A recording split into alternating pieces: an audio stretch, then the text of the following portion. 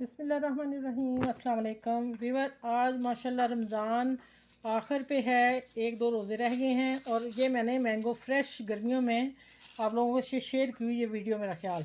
और मैंने इतने लिफाफे खुद सील किए और दो दो ग्लास का मैंने ये बंडल बना के पैक करके रख लिए थे। आज मैंने ना अपने डीप फ्रीज़र में देखे, मेरे 4 पैकेट निकले और मैंने फिर ना फ़ौरन निकाले और ये फ्रेश मैंगो है।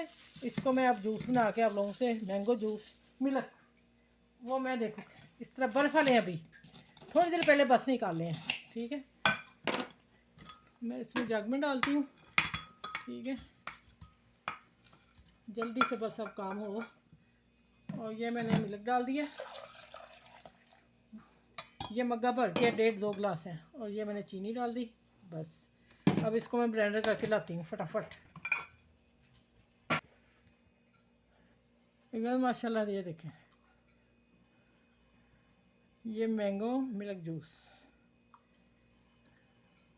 इफ्तारी में दें, बच्चों को बड़ों को दें, खुद पिएं।